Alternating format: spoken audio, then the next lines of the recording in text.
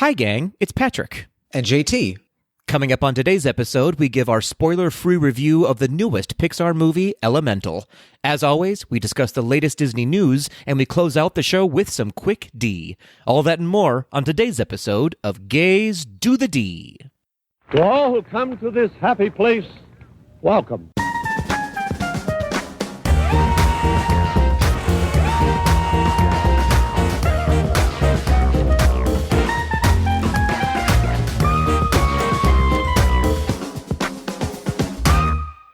JT Independence Gay Landry. Patrick, only a real one could tame me. Only the radio could play me. Oh, now you wish I was complacent? Boy, you must have mixed up our faces. Oh, now you want to have conversations? See how you're testing my patience. Wait. Kazuki. Wait. Who is that? Well, I don't know that lyric. Well, it is our Queen and Savior Beyonce. Oh, of course it is. I was like, it feels like Beyonce, but I don't know that one so specifically. And it's from this. She's talking about how she's heated, which feels very appropriate for today's episode, because not only are we talking about heat as an element, but you and I are both pretty heated today. We are heated. We are heated. I feel like let's just jump right into a mental health check. So let me preemptively say to our tweeters out there, today is the last day of Pride. It is June 30th, 2023. And on this date, the Supreme Court just released a ruling saying, in a nutshell, we don't really know what it all actually says or how it really impacts us yet, but it seems like it's going to be pretty deep rooted in that and forgive the language I'm using, but this is the actual language that is being used on the news. A Christian wedding designer website basically has gone to the Supreme Court saying that she doesn't feel comfortable supporting gay marriages via her business, and the Supreme Court ruled in her favor, which is an entirely catastrophic blow to the queer community at large, and the ripple effect, we have no idea what it might be. So that's where we are right now. JT, anything to add to that? No, I think, I guess just a little bit. I was reading up on this earlier today, and I believe whoever wrote the decision, whichever one of the Supreme Court justices wrote the opinion in favor that was in the majority. I think what this means is that anyone can refuse service, and they put it under a specific category of business, if I'm not mistaken, can refuse service to anyone based on their religious beliefs. The whole problem with this is that, there's a lot of problems with this, but I mean, we could be here all night talking about the problems with this, but it sets it's a slippery slope, right? From, it's very slippery. From not only LGBTQ plus discrimination, but discrimination against other protected classes and marginalized groups. That's right. I mean, whether it's Black people, Jewish people, like whoever it is, right? And it's just, and the crazy thing to me, and the thing that honestly makes me so angry, and I really need to do some more research on this before I definitively say this is the deal. But from what I have been reading today and understanding, no one even asked her to create a little website from her. I mean, nobody even asked her. And it's like, this is some made up, and she's not even started the business yet. Yeah. This is like a non-existent business. Right. With a non-existent request from a non-existent couple that they've managed to take to the Supreme Court and set a precedent that is now going to harm a lot of people and discriminate against a lot of people, and is going to give bigoted people basically an on-ramp, right, in the name of religious freedom. And I'm using, you can't see me, but I'm using major like quotation marks there. Yeah. It's just all this stuff about the thing. And the other thing that just drives me insane is, like, every time religious freedom is used, it really means freedom to impress my religious beliefs on you. Right. It has nothing to do with actual religious liberty and freedom. It's about my religious beliefs are the most important, and it's freedom for me to be able to put my religious beliefs in effect and to impact your life with mine. Right. Yeah. A couple things to add to that. I believe it just broke right before we started recording that not only was this a hypothetical situation, she actually did name somebody in the case that she claims that this man came to her asking her to create a website for a same-sex marriage. The man was then, after the ruling, so nobody had questioned this, and this is, what we're reading today. It may not be true, but it seems pretty legitimate. CNN and a couple of other news outlets finally contacted this man and said, do you have anything to say about this? And he said, not only did I not contact her, I'm a married man to a woman. So she made all of this up completely.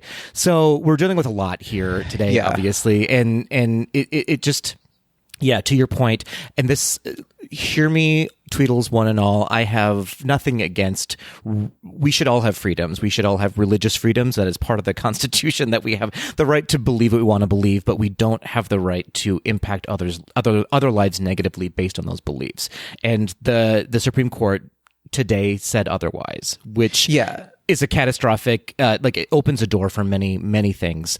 And my personal opinion, and I promise we're not going to spend too much time on this because we are a Disney podcast and we're going to move on and we're going to move forward. My take on this is it's a scary day when people are claiming Christianity for all the wrong reasons, because I know that many of our Tweedles have many different religious backgrounds, and I have to believe that none of them are claiming hate as part of their religion.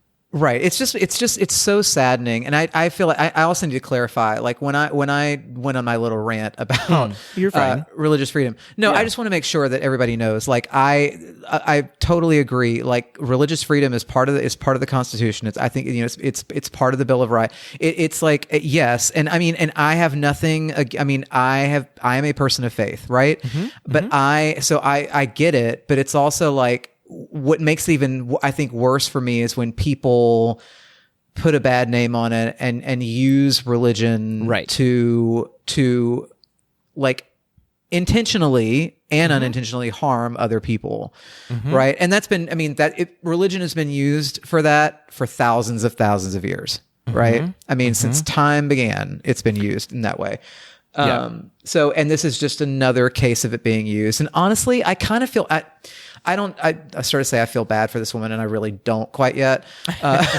But I do feel, in a way, it's unfortunate because she's being used by a certain political faction, not to get political, but I think she's being used by specific groups of people to advance their sort of hateful agendas. Yeah. And I think she's probably way in over her head.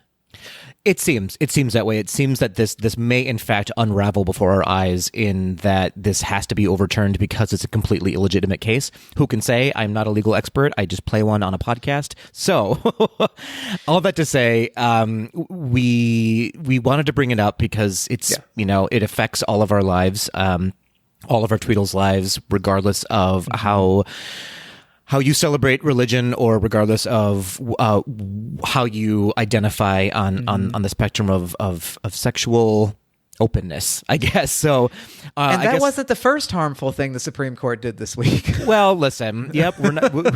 We won't go there, though. We sure won't. We sure won't right now. But a call to action for all of our Tweedles is: reach out to somebody if you need to talk about this. Find help. Seek help. You're not alone. We are here for you. Reach out to us if you need us to be someone to listen to you, and vote.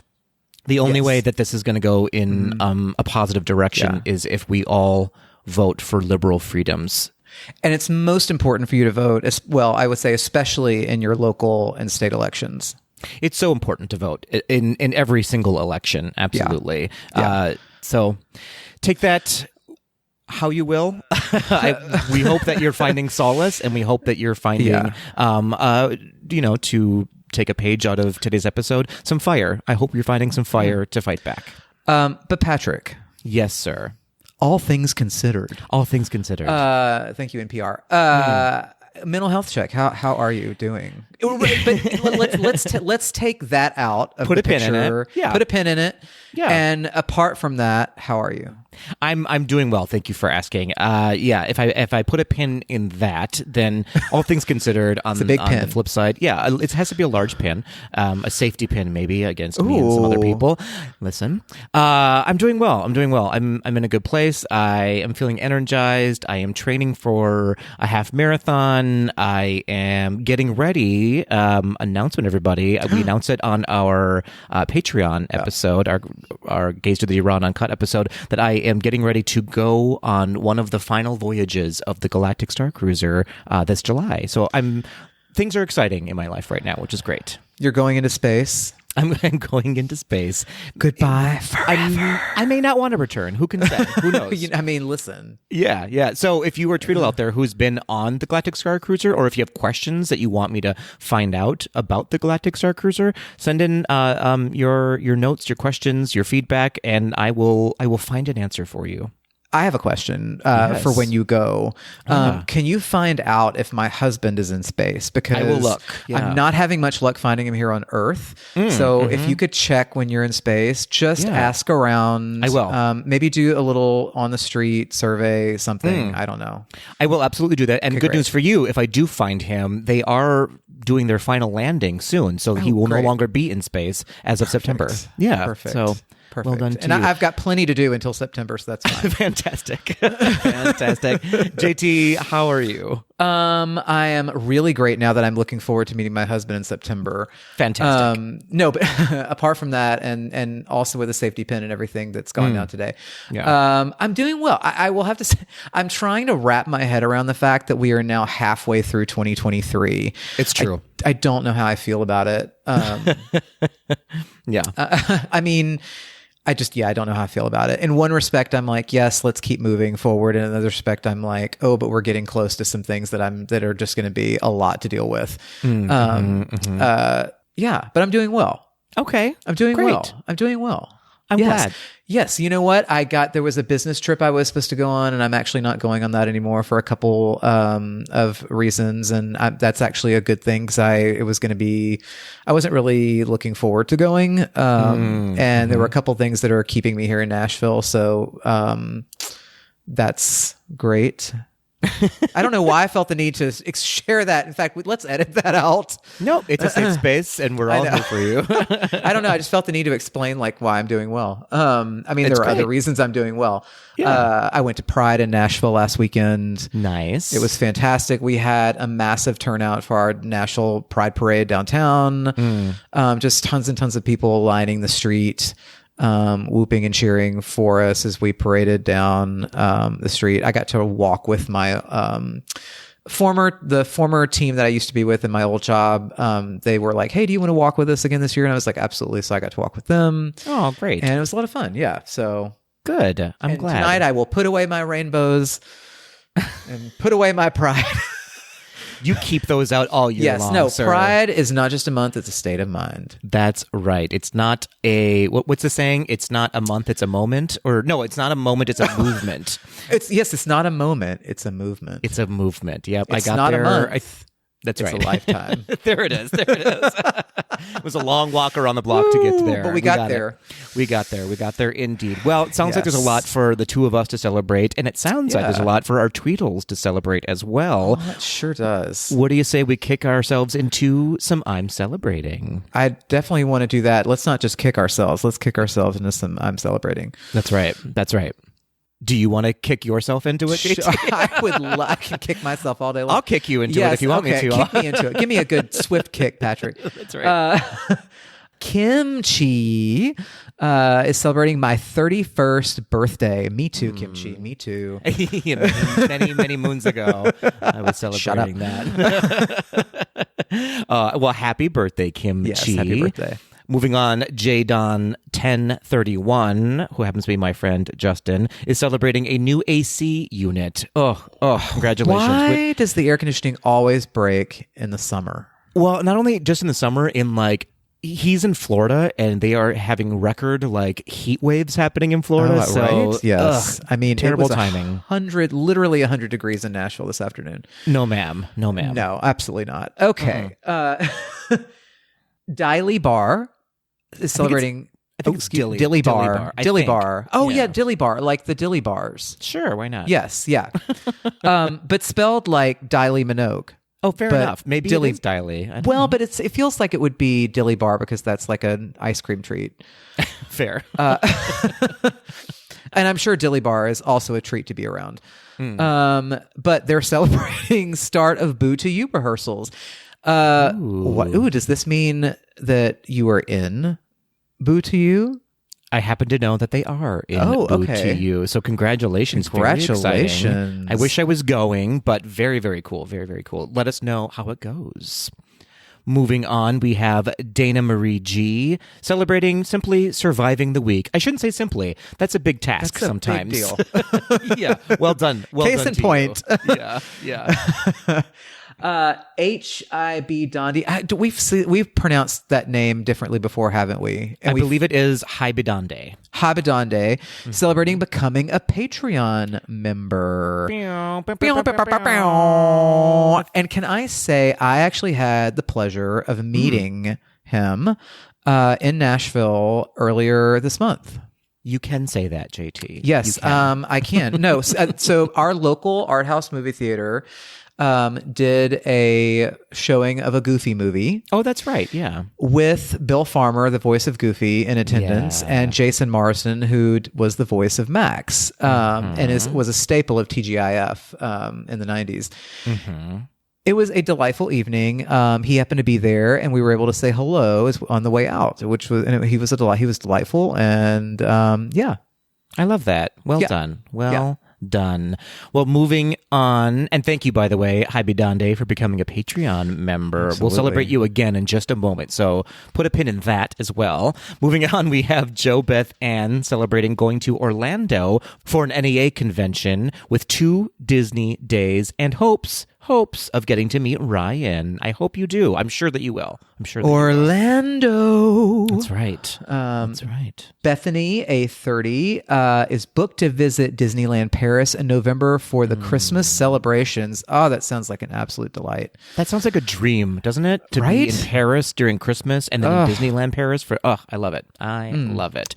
And then last but not least, we have Ben.Teve celebrating multiple callbacks. Okay, Ben. Okay. You better get called back. You better get that minute 30 seconds ready. Oh, and a 5, 6, 7, 8. I like it. Well done. I hope you get every single callback and you have to choose which one. Yes. Offer wish- only. Offer only. Right. I wish that upon you. I wish that upon you. Well, thank you, Tweedles one and all, for celebrating with us. We love when you send us your moments of celebration. We love to celebrate all of you. And speaking of celebrations, we have three JT, new Patreon members to celebrate. I've got not one, not two. But three. But three. I love it. So do we have Joey, Luca, and Matthew all joined us within the past couple of days on our Patreon family membership. Thank you, all 3 of you. Yes. We are overjoyed to have you on board with us. Welcome to the family. We hope it's worth your while. We really do. We really, really do. So for those who don't know, now you do know, we do in fact have a Patreon membership that you too can be a part of for just $1 reoccurring a month or $1 million, whatever you want. Any amount is acceptable here on Gays Do the D. All you have to do is head on over to gaysdothed.com and click on that donate button where you can sign up to be a part of our Patreon family, where you get lots of, I don't know, is it lots? Maybe you get some Patreon extras. Yeah. We'll workshop that adjective. That's right. That's right. Yeah, I mean, it's really a great bargain, I think. I mean, for the price of a fifth of a cup of coffee, you can adopt a host. There you go. Come on, Sally Struthers. We'll send letters in the mail of how we're doing. Oh my gosh, that would be astonishingly hilarious if you got to like select which host that you're gonna sponsor as part of Gaze to the D. See, now new insecurity is unlocked because I would be so scared I'd be the last one chosen, like middle school PE or Drag Race when it's the last one standing for a challenge. JT, everyone will choose you because you probably need the most help. You know what I'm saying? I'm just putting it that. Oh my gosh, that's hysterical. Okay, we're gonna put that on a vision board. This is gonna happen for us. But in reality, currently, the extras that you do get for being a Patreon member are extra special episodes of Gaze to the D called Gaze to the D Raw and Uncut, where we're just unfiltered and we talk about a plethora of conversation topics. Some of them, most of them, not even Disney related. You just get to get a little background on us as hosts. We also are offering a movie watch party quarterly where you hop on Zoom and watch an old Disney movie with us and have some drinks and just watch us get really silly. And a new offering we are in the works of implementing. Hopefully July will be the starting date for this. We're gonna start offering monthly happy hours, the happiest hour on earth, where we'll just set a date in the month in an hour, just like start the clock. It's going to be 1 hour, and we're just going to chat with all of our Patreon members and see what's on their minds and answer some questions if they have them for us. And if there's nothing to talk about, we'll just stare at each other for an hour. We'll just do that until the clock runs out. Absolutely. We'll just put Zoom on and just watch us get obliterated with wine. Which you can also do with the price of an Epcot ticket if you come with us to Epcot. Very that, or just follow our Instagrams. You can probably see that happen sometimes too. Hey, do you think is Sally Struthers still with us? How much do you think we could afford her to like be our spokesperson for Patreonship? You know, I don't want to speak on her behalf, but I feel like she's available. I feel like she's probably ready to go. As available as Jody Benz. We love you, Jody. We love you, Jody. And even if Sally Struthers is not with us, I'm sure she would still join us on the pod. Of course. Of course, of course. So thank you to our new Patreon members, and thank you to all of our current, and some of our Patreon members have been with us from day one, and we celebrate and thank all of you. You keep the lights on here at Gaze to the D. Thank you for being a friend. All right, let's move on. Speaking of Patreon members, we have 2 Patreon members who left us some listener feedback. Oh, I love feedback. Thank you so much. JT, do you want to read our first one? I would love to. This is from Jedi Trousers. Jedi Trousers says, in the UK, there are... So this is in reference to, we were talking on our... we were talking both on Raw and Uncut and on the last episode with Brian about Pride and June being Pride Month. And Jedi Trouser says, in the UK, there are Pride events all through the summer, but June has kind of become unofficial Pride Month. So it's official. Yeah, June is international. It's international. It is international. Oh, I'm sorry. I did finish. There's more. Jedi Trousers has more. Wait, there's more. But wait. He also says, I am also obsessed that Kale knows... I'm sorry. I even read this before because I prepped for the show, and it's just hilarious all over again. Also obsessed that Kale knows that Nadine Coyle story. It was truly a historical moment. If you were not privy to the Raw and Uncut, sorry, too bad. Moving on. Yeah, exactly. It was like, no, they don't get to know. They don't get to know. But if you do know, if you know the name Nadine Coyle, if that strikes a tone in your head, she was on this she was picked to be in this Irish pop band. She was on Irish Pop Stars, and basically fabricated and lied about her birth date so that she could say that she was 18.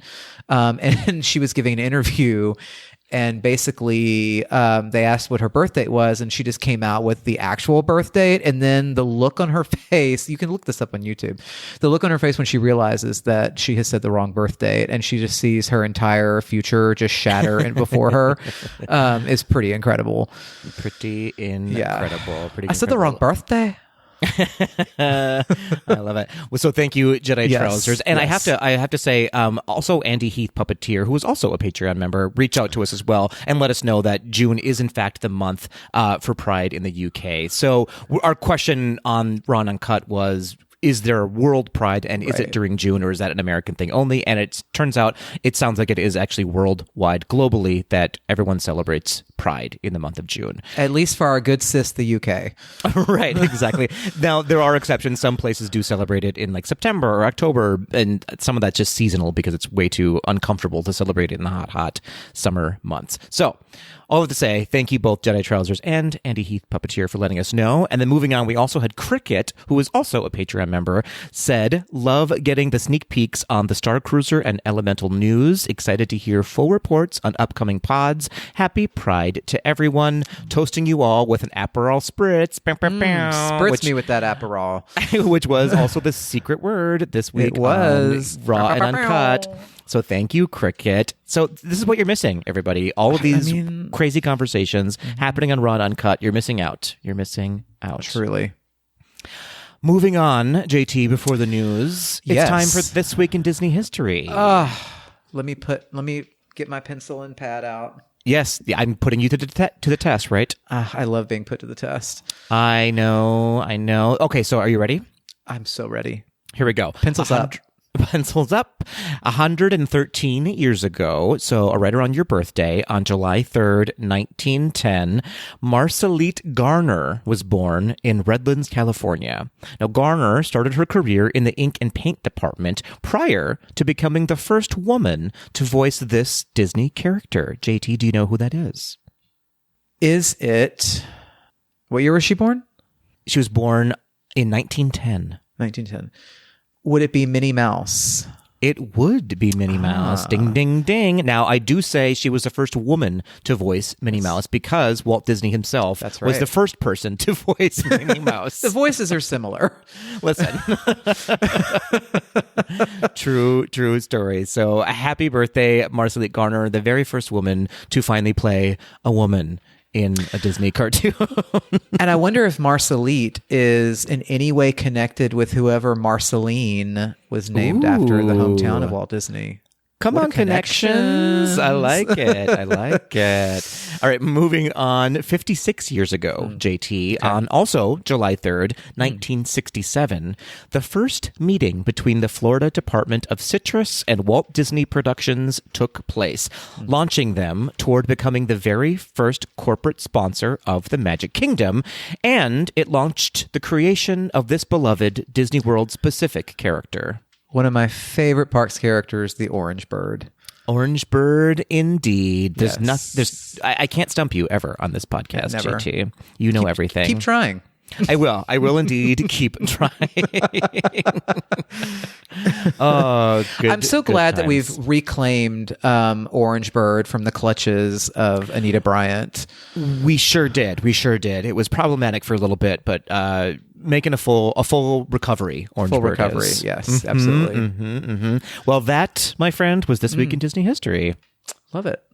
Thank you so much. What do you say we get into pencils down? Let's get into the news. I promise we're not talking about the Supreme Court in the news this time. So it's only joy from here on out. Joy.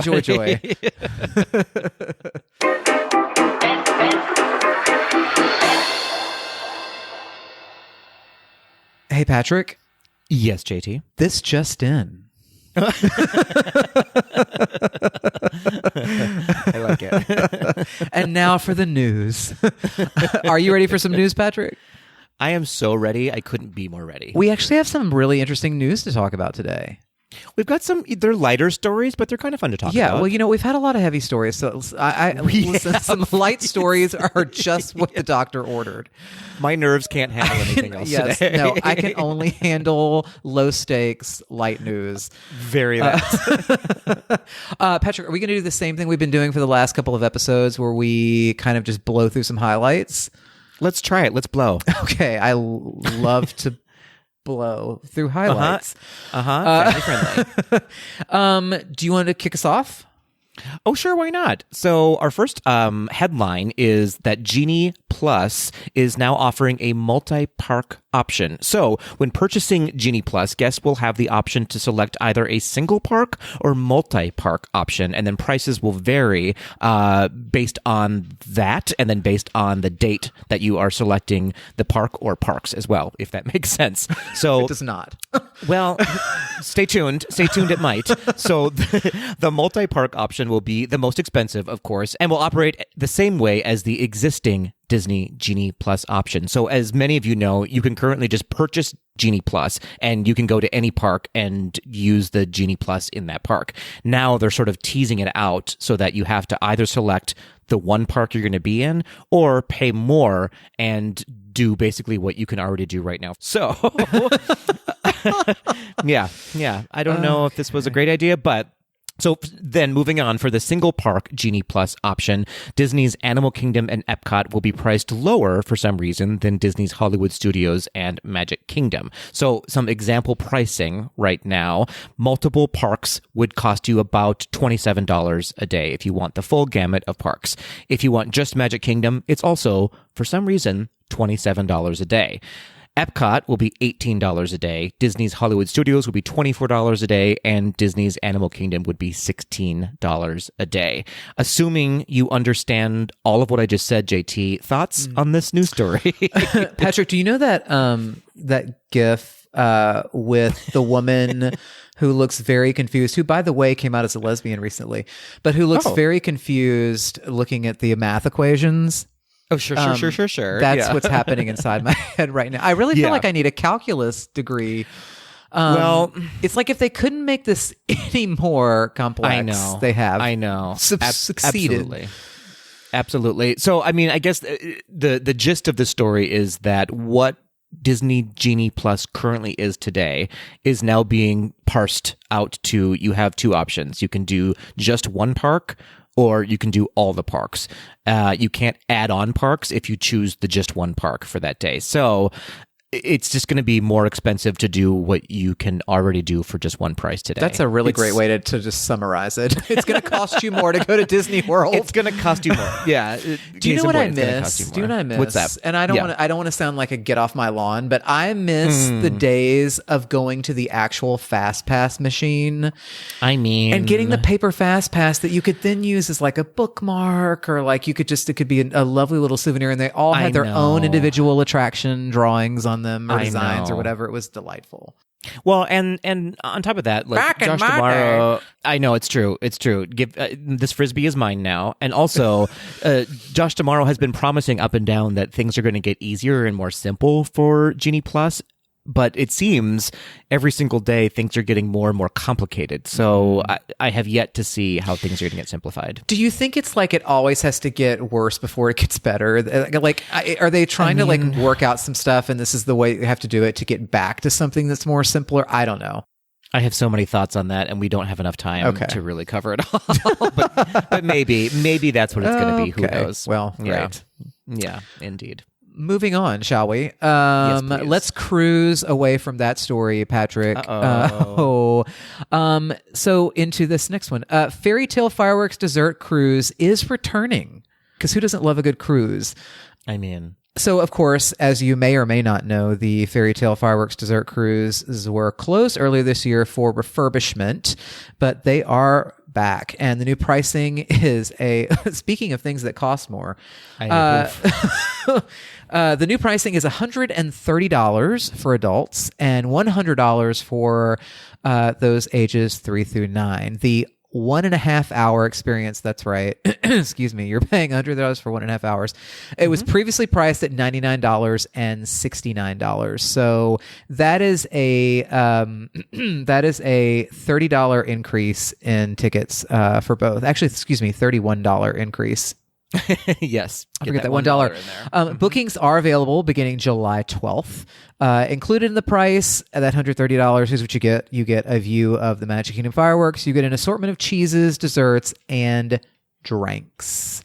I would imagine this is like probably the same kind of spread that's at because I've not done one of these dessert cruises. Have you? I have not. No. Okay. I would imagine it's a very similar like spread that you would get at like the Tomorrowland Terrace dessert party, right? Or something like that. I think, but very pared down because you're Oh. literally on a boat, right? Oh, and well, so true. they can only carry so much. It's not like you have an endless supply of desserts and cheeses and things like that. You just have whatever they can carry on the boat. So I'm confused by that price, though. To me, it seems it should be a standard price of maybe, let's just call it $400, right? And then $25 for each additional passenger or something like that. That seems like more of a reasonable way to price it rather than $130 per person on the boat. Because you're not, I mean, the boat's only so big. Wait, so are it's you not as with other though- people like that are you only with your party or are you with other parties? I believe you're only with your party on the boat. Oh, then yes, that should just be like it's like a hotel occupancy fees used to be, where you had the one rate, and then back in the day Agreed. they would charge you additional for each person you had in the room. Yeah. I don't know. This feels like that's a lot of money for 1.5 hours on a boat. Very that. And I really, and I also feel like we've really been chastened in our being on bodies of water lately. Fair. I don't know. I don't know that I would you do this just out of curiosity? I feel like I would want to do it just to see what it's like. I bet it's really great to see the castle from afar with no one around you other That's than your true. friends. You know what I mean? Or So by I feel yourself. like you're definitely, well, there you go. So I feel like, I bet there's a minimum amount of people that you have to have on the boat. If I'm a guessing man, I bet they wouldn't do it for just $130. But Right. I'm just speculating that. That sounds right. Right. Just, I feel like you are paying for the experience, but I do feel the price tag is a little high. Strangely, at Disney, the price tag is a little high. You know? No. Do we know where does this launch from? The launch at Magic Kingdom, or does this launch from one of the Seven Seas resorts? Such a great question. I wish that I had dug deeper into this story to answer that question, but I did not. So I don't know actually where it launches from. Details are hazy at this time. I imagine, I feel like I want to say it launches from like the Grand Floridian or somewhere Okay. around there, and then Okay. goes to a really specific view of the Magic Kingdom. But I can't confirm that. And if you get bored, you can pretend that you're Jennifer Coolidge on the White Lotus. There it In the is. White Lotus. So There it is. Please don't fall off the boat, everybody. Oh, I just ruined it. I've totally ruined No, the end please of don't. White Lotus, Please everybody. don't. These gays, they're trying to kill me. Oh Lord, Oh, we really gosh. are. We really are. Okay, so moving on. Yes. Our next, Let's our dock next that boat. That's right. Our next headline is 8 Disney films will be re-released in select theaters this year as part of the Disney 100 celebration. So the films will be released in, as I said, select theaters across the country. And to find out if there's one near you, you can go to fandangomovietickets.com/Disney100, where you can look up ticket prices and the theater locations and dates of the movies. But I'm about to tell you the dates of these movies right now. So the movies that have been selected for this celebration are The Pirates of the Caribbean, which will play in theaters July 7th, so that's this week when this drops, through July 20th. Toy Story, the original one, from July 21st through August 3rd. Frozen from August 4th through August 17th. Beauty and the Beast from August 18th through August 31st. The Incredibles from September 1st through the 14th. Coco from September 15th through the 28th, The Lion King from September 29th through October 12th, and Moana from October 13th through the 26th. Now, this will all lead up to the release of the newest Disney film, Wish, which will be released in theaters this November 22nd. This is kind of fun. I like this idea of re-releasing all these old movies. It's very, remember in the 80s and the 90s when they used to do this all the time? It's very that. It is very that. Yeah. Yeah. It reminds me of when they would open the vault. Mm-hmm. Right. Very and much re-release so, yeah. something, which kind of scares me that they're thinking about maybe taking these off of Disney Plus and putting them back in the vault, or at least some of these. Oh no, they would never. But it is kind of weird that Moana is coming out of the vault. Like that I feel like that Yes. just came out. Right, because it did. But Moana was 7 years ago. It's true. It's very true. We're getting and it old. does. That's also very true. I feel like this will be fun because some of these movies I actually didn't see in the movie theaters. I only saw when they came out in release. Do tell. In video cassette, if you will. Which ones? Well, Toy Story. I did not see Toy Story in the theaters. Really? For Okay. sure. Okay. And I don't believe I saw, which one is it? I'm trying to find it now on this list. I don't think I saw Frozen. I did not see Frozen in the theaters. I'm looking. I think the only one I did not see in theaters is Beauty and the Beast. I saw it for the first time on video cassette. Shame. The But shame of it all. I feel like you know what? I did go back. I think it was maybe the 20th anniversary or the 10th anniversary. Or 15th anniversary. One of these anniversaries. They celebrate them every like 5 years. But I think I remember going back to the theater because I think they re-released it because I was like, oh, I have to see Beauty and the Beast in the theater. I believe, didn't they do like a big IMAX tour of it? Yes, too? that is exactly what I saw. And they re-released the soundtrack. That's and right. I think it was, and if I remember correctly, it was for the 15th anniversary. And I remember the soundtrack had like the cover was just like a giant close-up shot of a rose. Yeah. Yes. And there was a song that was not in the original. Human film. Again. They put added, Human Again back in. There you go. That's what it was. Which was in the That's what it was. Broadway adaptation. Oh, there you go. But they did put it back in the movie Okay, for that release. And they did release that version on DVD. It's all coming back to you now. Yes. It's all coming Flashes back of to you gold, now. moments of gold. Sorry, excuse me. Moments of gold, flashes of light. Oh, you revoked your gay card. Any of these movies that you're excited to see in the theaters again? I think it would.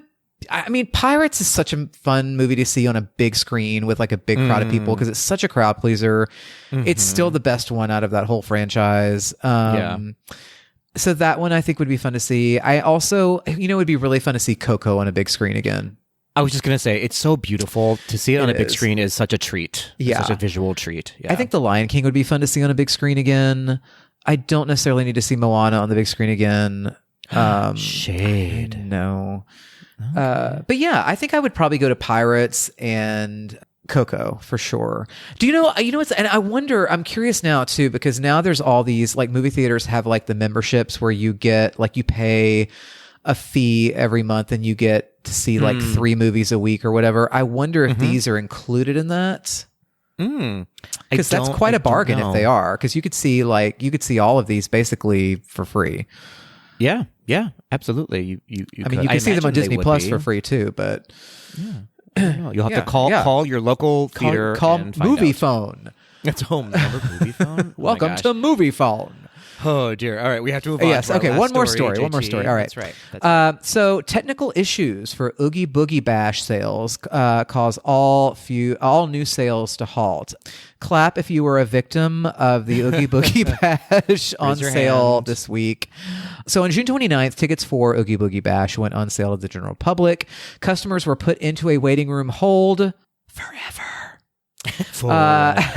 After a few hours of people being in the waiting room, Disney released the following statement. We apologize for the technical issues which have impacted general ticket sales for Oogie Boogie Bash.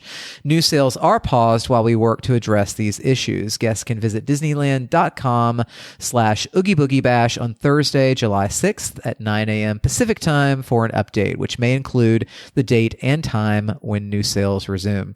We commit to providing advance notice prior to activating new sales and strive to make the process as smooth as possible. We are sorry for any inconvenience caused. Completed ticket purchases will be honored. So if you completed a purchase, congratulations. Yeah, well if done. you were in the waiting room and now have to go back in, may the odds be ever in your favor. So here's my take on this story. This kind of relates back to the first story we talked about with Genie Plus, and why aren't they focusing on fixing what's broken right now before implementing new things on the app, online? It's just, it seems every single time we have a mass ticket sale event like Oogie Boogie Bash, like Run Disney, like Star Cruiser, things are chaotic at best. They're chaotic, and so I don't understand Disney, which has all the money in the world. How is Beyonce able to sell out in seconds with no technical glitches, and yet we can't operate Oogie Boogie Bash? If I could answer that question, Patrick, I would be a billionaire. You know what? I every time there's like a tech issue with Disney, and it happens all the time with like their app tech, online, whatever it is. Yeah. I always go back and I wonder if it has something to do with, do you remember in the 90s? Get in this time machine with me, if you will. I will. Let's go. Do you remember when this was when online stuff was first becoming a thing? Like the World Wide Web was brand new. And you remember back in the day. And Disney, as their inroad in, they bought go.com. And everything was disney.go.com, and it was like abc.go.com, and you couldn't just go to Disney. It had to be, and I just wonder if like that to me was either like a signal that Disney is just not really good when it comes to investing in the right technology, or if they got so embroiled in that, because it took them a while to get out of the whole go.com thing. They're still in it, my friend. I know. Yeah. I mean, but it is like, it is a shadow of the issues that it used to be, right? Yes. I just wonder if it's either a trickle down from that, or if it's just a symptom of how bad they are at investing in the right technology. They always seem to lag behind when it comes to like backroom tech. And I do like some backroom tech, but this backroom tech I'm not interested in. Yeah, you're absolutely right. Regardless of what's going on, it just seems to me like bite the I hate this phrase, but bite the bullet and just shut it down for a day if you need to and start over, or something needs to happen, because it's really becoming a more, it feels like the problem is getting bigger and bigger. Like if they can't even operate Oogie Boogie Bash sales, then what are we doing here? Like, well, and they have such a good relationship with a company like Apple. It's like, why can they not like get some of these Apple people to figure it out with them? I mean, it's like, it feels, I just don't think they invest enough money in technology, and you know, it's a major problem. Are we reaching for the stars? Am I reaching for the stars here? Oh, well, that's all the news. Tech issues to for talk Disney. About. Groundbreaking. In springtime, groundbreaking. Oh.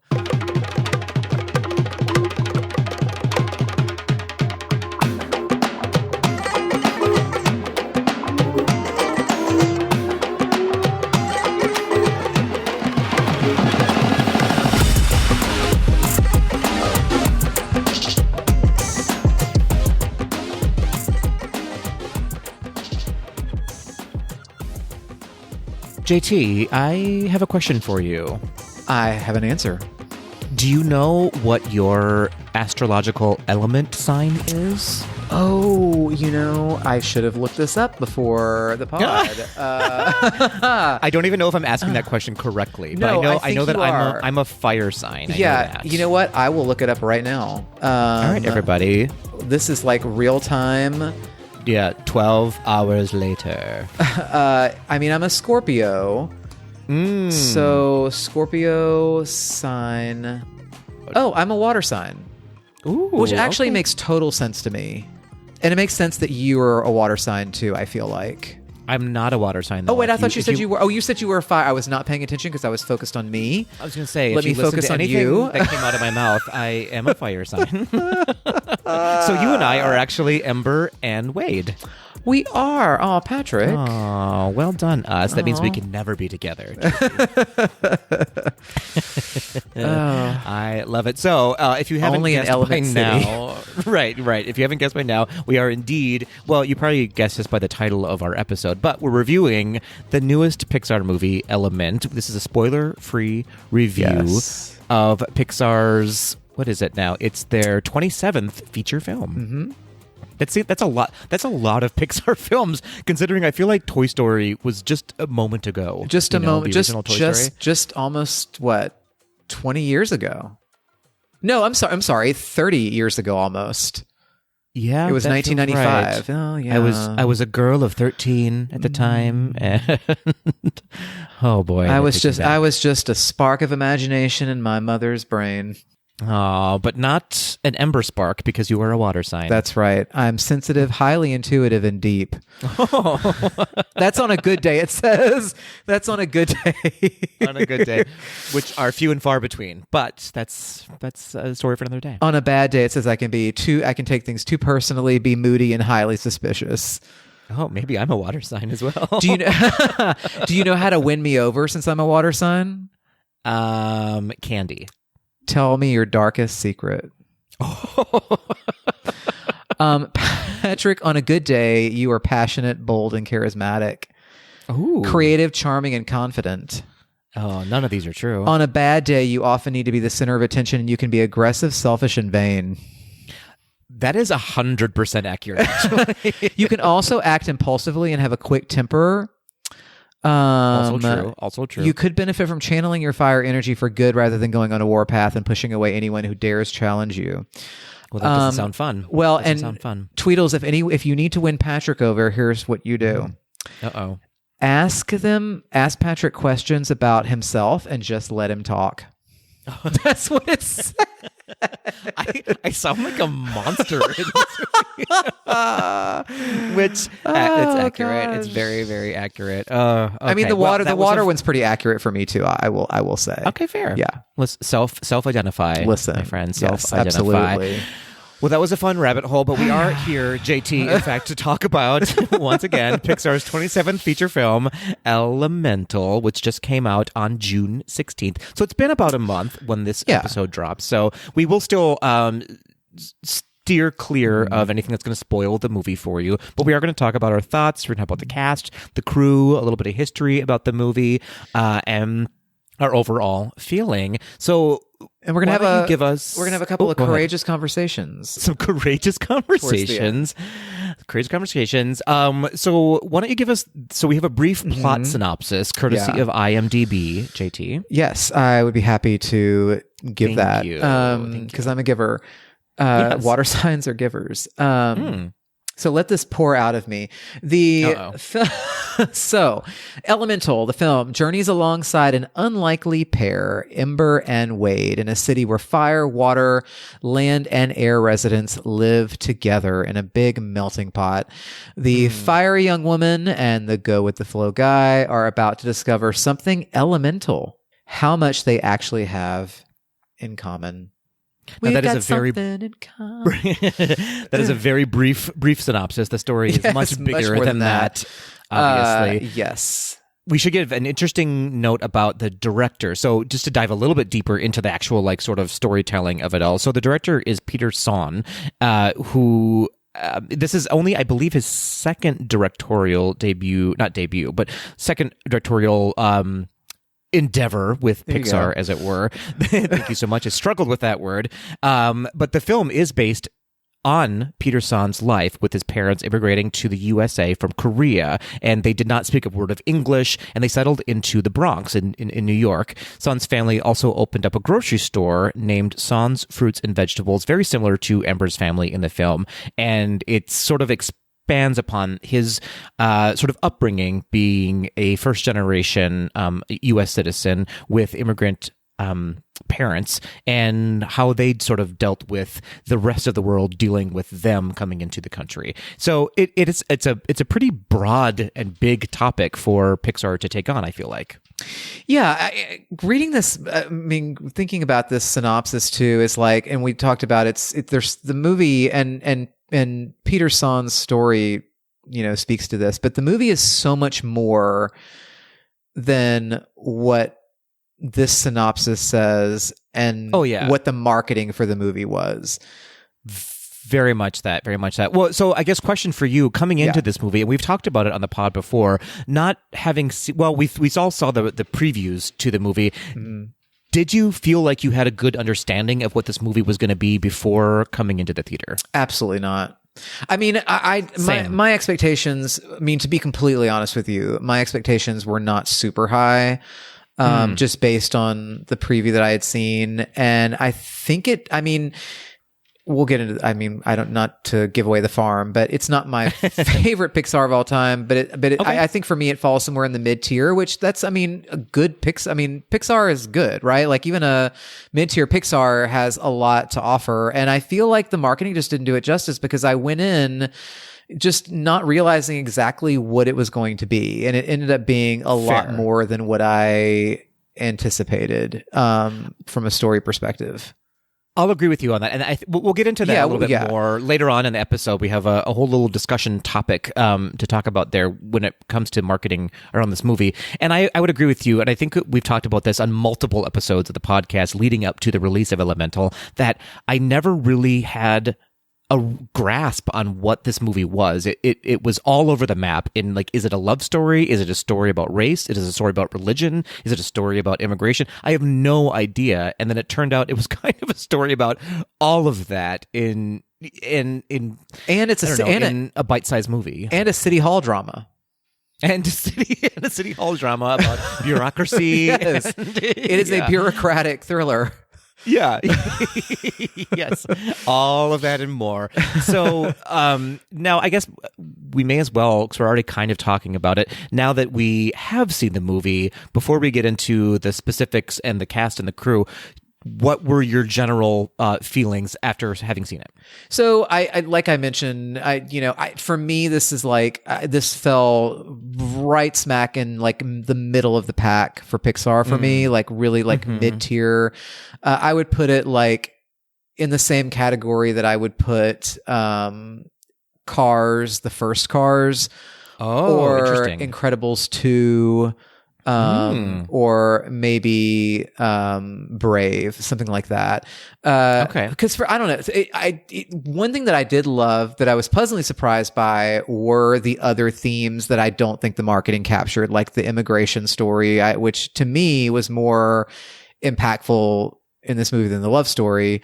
But at the same time, it was trying to grasp these big themes for me, and I appreciated that, and while it was much more than what I expected, it also felt slight to me. It felt like a slight use of those themes, I guess. Like I don't think it went all in really on any one of the themes. Almost like it was trying to do too much. I think we're in the same boat on this one. Did I enjoy Elemental? I did absolutely enjoy the movie. But knowing now what the themes were of the movie, I didn't feel like they attacked it as I want Pixar to do. I feel like I think Pixar has a really good way of sneaking up on you and really pulling at your heartstrings and going, you didn't know we were telling this story, but here we are. And I felt like this movie actually kind of from the jump hit us over the head with saying this is a story about immigration and how people deal with immigrants here in the United States a little bit.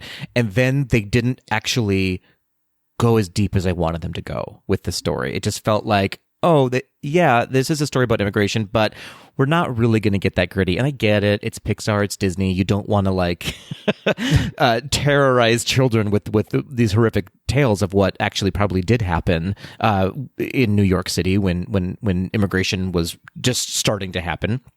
And I don't know. It didn't impact me the way that Pixar generally impacts me. Yeah, I felt the same way. Like I enjoyed it. There's some beautiful animation in it. But it didn't pierce through. And there was never that moment that you usually have in a Pixar movie where everything sort of like clicks and you think like, wow, that's what they were trying to do. And it works and it's amazing and like it's so successful. This just didn't have that, and I really think it is from trying to do too much. Maybe that's it, and we can talk about that a little bit later when we talk about the cast and crew. I do want to put a caveat in there and say I do acknowledge that we are two white men talking about a story about immigration and that it didn't impact us. So if I were maybe a person of color or a first generation U.S. citizen or an immigrant myself, maybe the story was actually what I needed to see and hear. So because representation does matter. So I do give them kudos and applause for tackling this story at all and attempting to do it. I just don't know that it was as successful as they wanted it to be, or maybe as I wanted it to be, if that makes sense. Yeah, it makes sense to me. All right. Well, okay. So let's get into some more specifics about this movie. As we said, it is the 27th feature film from Pixar, and it was released this June 16th. Now, interestingly, the film actually has been in the makings since 2015. So it took 7 years for this movie to come to fruition from its initial concept by Peter Sohn himself. It was a $200 million budget for the movie, and to date, the worldwide grosses are just over $131 million. So it hasn't quite made back the money yet, and it likely won't, because it's declining in audiences every week as we go on.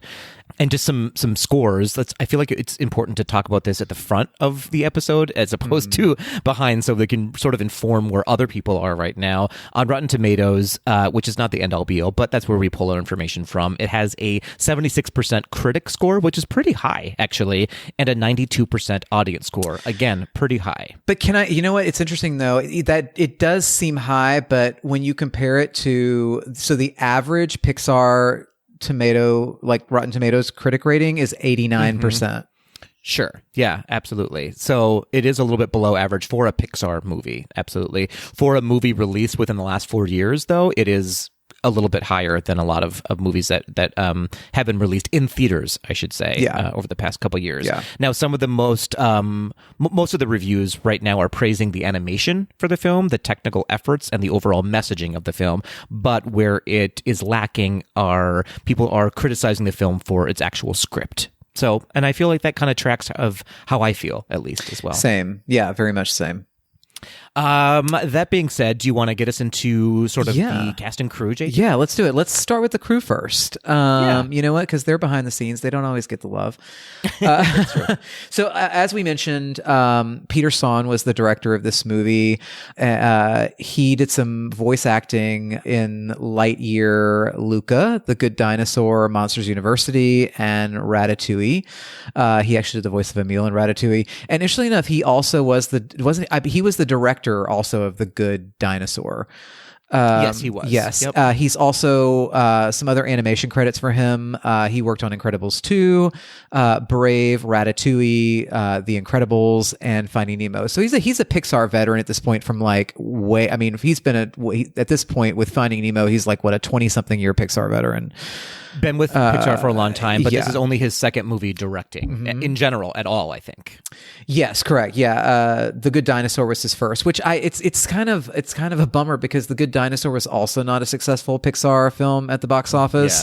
True. So it's kind of a bummer that he's striking out a little bit twice. The screenplay is credited to John Hoberg, Kat Lickle, and Brenda Sue. Brenda Sue is a creative consultant on Turning Red, which was Pixar's film that came out last spring.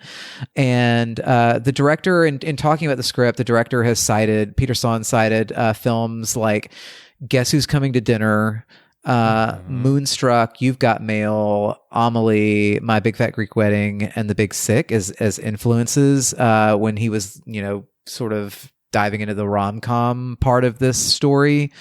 Right. And it's interesting, for the language of the fire elements, they hired David J. Peterson, who built languages for Game of Thrones and Dune. True story. Isn't that that's to me that's fascinating. That there is actually someone who has a job. Yeah, I can't imagine creating a full language for a movie. Impossible to me. It's pretty wild. I mean, that's like your job is to create a language. John Hoberg has also written for TV series like American Housewife, Better Off Ted, My Name is Earl, and all that. Kat Lickle, is a pretty close writing partner with John Hoberg, and has worked on the same. That's right. And then Brenda Sue, in addition to being that creative consultant on Turning Red, she has also written for How I Met Your Mother and Disjointed. Indeed. Yeah. Director of photography is David Juan Bianchi. He was a director of photography on Luca, which was a gorgeous movie. We love Luca here at Gaze Do the D. Also, another director-photographer on this film, Jean-Claude Kalash, who also worked on Toy Story 4. Hot take, that is the best Toy Story movie. Monsters We're going to get some listener feedback from that. Monsters University and Cars. And composer of the music for this film, for the score, was Thomas Newman, who is a Pixar superstar. He has written the scores for Finding Nemo, Finding Dory, and WALL-E. He also wrote the score for the Disney film Saving Mr. Banks. He wrote the score for The Help. And he's also written the score for The Best Exotic Marigold Hotel. Thomas Newman is like one of the most prolific, I think, one of the best film composers of the past 30 years. I have several film score playlists that I just play when I'm working, Thomas Newman is all over them. He's been writing incredible film scores for decades. I just think he's phenomenal. And I love the score of this. What did you think of the score of this movie? Because I really like the score of this movie. Yeah, I thought it was fantastic. Yeah. Oh, go ahead. No, I was just saying, it was one of the strong elements of the movie for me. Yeah. Yeah, I agree. I thought it was probably the strongest element of the movie for me. I thought it was so smart and so thoughtful in the way that it was constructed, because it took a lot of different soundtracks, from different cultures, and weaved them all into one big composition, which was really beautiful and really smart. And I agree, Thomas Newman is a wonderful, wonderful composer. Doesn't get a lot of credit, although nominated hundreds and hundreds of times, an award winner. Really, really, really wonderful. If you think you don't know his music, you do actually know his music. Just go back and listen to a lot of those wonderful scores. Finding Nemo is a really, really beautiful score, but WALL-E specifically, I think, is one of the better scores that's ever happened. Oh, it's 100%. So outstanding and beautiful. Oh my gosh, yes. That and the Finding Nemo score, they're both just gorgeous scores. Yeah. I do feel like he'll be nominated for this movie for the score. It's really outstanding. Do you know, I don't think he's been nominated so many. I think he's not won yet an Oscar. Not an Oscar, no. Yeah. He's won a lot of awards, but never an Academy He Award. is incredibly overdue for an Oscar. And you do know his music. He wrote the score to The Shawshank Redemption. He's written the score. You've definitely heard American Beauty. He wrote the score to. You have definitely heard his music before. Absolutely. And before we get off the music, I do want to. There is an original song in Elemental that's actually played not just over the end credits, but actually in the movie, which I loved seeing. And it was co-written by the pop artist Lauv, who I happen to love. I was very excited to hear that he had a song in Elemental, and I think it's a really great, cute pop song. I think it fits where it fits in the movie really well, and it's a fun one for the end credits too. It is a great song. I will say, it is a great song. I'm not going to take away from that. It reminded me really reminded me of the song, what is it called? Lead the Way from Raya and the Last Dragon. Oh, it was okay. So similar to that song that I was like, I get you. Did they just recycle the song a little bit? But I get that. Totally get that. I don't want to take away from it, but both songs are beautiful, and this song was also really great song. Very much. Really great song. Let's get into the cast. Let's do it, Patrick. Get us into the cast. Not a big cast for the main characters anyways. There are a lot of characters in Element City, which is the main city in Elemental, but kind of a smaller main cast. So we have Leah Lewis playing Ember Lumen, the main character, the fire character in the movie, who is best known for being in the Nancy Drew TV series, which is over my head. I've never seen that show ever, but apparently she's great. What a great character name. Ember Lumen. Ember Lumen. I love that. Yeah. I will say some of the names, I'm like, okay, we get it. That is one of them, but it is cute.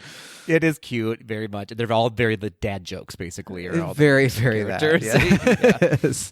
I loved her. I loved her voice performance. It was kind of husky a little. And it fit so well for fire. Like there was a little crackle to it, just like they definitely do you know what I mean? either coached these people or they already had natural voices that definitely fit the elements that they were playing. So I will give kudos to the entire cast for really embodying these voices. We have Mamadou Athi, I believe is how you say his name. Forgive me if it's not that. Playing Wade Ripple, the main male character in the movie, who was in Jurassic World, Dominion, Black Box, and The Circle.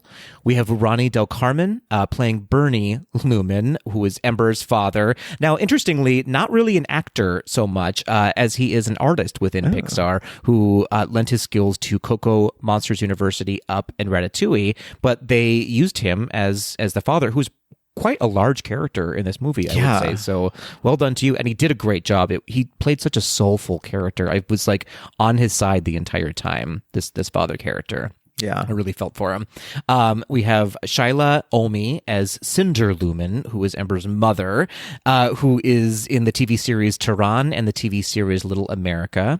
We then have the impeccable Wendy McLevin-Covey as Gail Cumulus, who is in Bridesmaids, Reno 911, and The Goldbergs. Love her so much. So funny. We also have the incomparable Catherine O'Hara playing Brooke Ripple, who is Wade's mother, who is best known, of course, for Schitt's Creek, Nightmare Before Christmas, playing Sally, Best in Show, all of the Christopher Guest movies, basically, and also the iconic role in the movie Beetlejuice. And you left out another iconic role. Oh, which one? Kevin's mom in Home Alone. Oh, of course. Yes. Home Alone. Yes.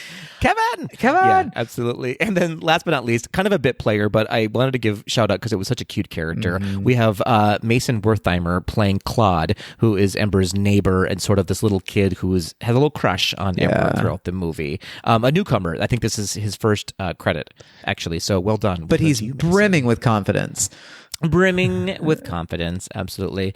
So overall, what'd you think of the cast, JT? I thought it was good. You know, this was interesting to me too. As I was sitting there watching Elemental, I was like, this is the first, I feel, time like in a long time where I've watched a Pixar movie where I didn't recognize the celebrity voices. Like the only voice I recognized was Catherine O'Hara's. And I was like, okay, it seems like the most, and this is nothing against any of these people that were in the voice cast, because let's remember that back in the day with animation, most animation voice casts were they were not big celebrity people. They were not like regular film actors. They were specifically voice actors or actors who were sort of maybe past their heyday or were not, super active at the moment. So this was like the first, I think, animation cast, it feels like in a long time, that didn't have a big celebrity cast. But if anything, it helped because, especially if the story is going to be a little on the weaker side, it helped suspend that level of disbelief and help you get into the story when you weren't thinking like, oh, that's Tim Allen, or oh, that's Carol Burnett, or whoever it is. You know what I mean? So I thought they did a great job, and like you talked about earlier, it seemed like whether they were coached or whatever they were, however they worked this out in the studio, the voices really did a good job of being reminiscent of that element. Even Wade has this he's kind of this like bro-y dude, but he has this like liquidy quality to his voice, this very lackadaisical, liquid, flowy quality, which I thought was really, really effective. And like I mentioned before with Ember, like there was a little crackle to her voice, right? Like a little just kind of that texture to her voice that kind of made you think of like fire. So I thought it was good. What about you? Yeah, I totally agree. I actually really appreciated that I wasn't taken out of the story based on who was voicing these characters, which sometimes happens in a Pixar or a Disney movie where it's a celebrity that's a little bit too big that you're like, okay, now I can only picture them doing it and I see them as the character. But this it helped with the character development for me not knowing any of these actors. I also really appreciated, and it was actually very clear in the way that they voiced the characters, that they stayed true to whatever their background or heritage was. They didn't disguise any accents or affects to their voice, which was really successful to me because at the end of the day, it was a story about immigration. It was a story about it was a story about, for lack of a better word, like different races coming together, right? But within those different races, we did have all different backgrounds of people voicing the characters of the different families, which I really appreciated it, and I loved it. And it's so great to see such a diverse cast in general. Like, save for Wendy McClendon Covey and Catherine O'Hara, it was almost an entirely BIPOC cast, which was fantastic to see. Well done to you. And when I say see, I mean here, I guess, because it was an animated movie.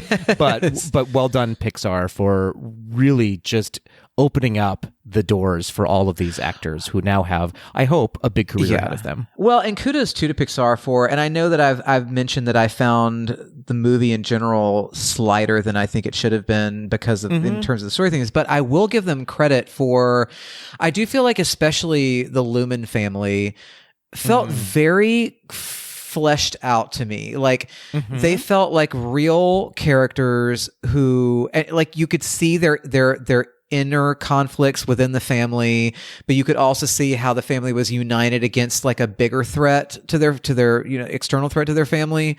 But you could also see the complicated relationships within that family and the complicated history within that family. And Agreed. They felt like fully fleshed out characters, which sometimes Pixar can be so conceptual and so existential that you kind of miss that a little bit. But I really felt that they captured that well, specifically with that Lumen family.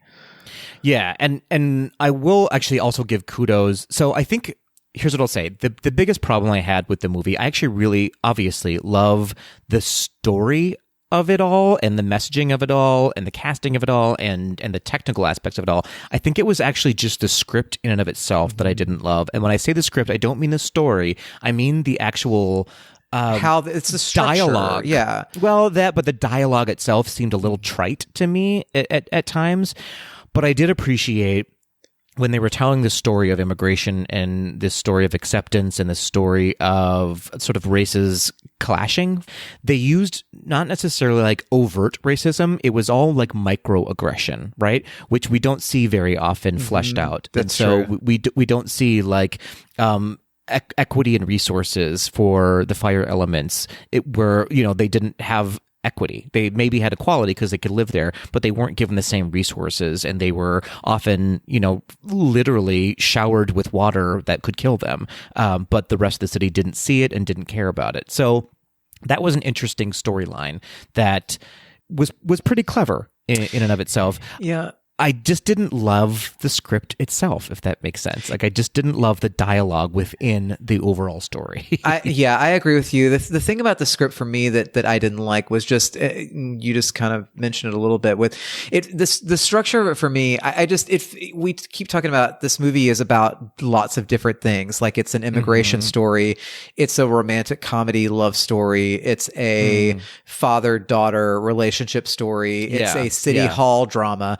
And because I'll just use the city hall drama as an example. And this is not, I don't think this is a spoiler. And if it is, you can edit it out. But the thing that bothers me is like, they would like glom on to different stories that they were trying to tell and then kind of forget about other stories. And like the whole city hall drama thing is like, that's a big part of the movie. And then it just gets completely forgotten and never is mentioned again. Like, and that kind of, it's like, so the story for me just wasn't super, it's not the script itself is not a tight script. Yeah. I think in terms of dialogue or structure, really. It's almost like they had too much time on their hands and tried to do too many, forgive the pun, elements in one movie. Yeah. And it could have used just a little bit tightening of what story they were trying to tell. Agreed. And I'll be honest, I think you and I talked about this a little bit in Raw and Uncut last week, in that I just didn't need it to be a love story either. There was so much else going on with the family dynamics and the father-daughter relationship, and you're dealing with a male lead character who is very sensitive and really loves his family and cries a lot and is overly emotional. That's not a good word. Overly emotional is very emotional, and that's a great thing. Yes. And all of those things were so wonderful.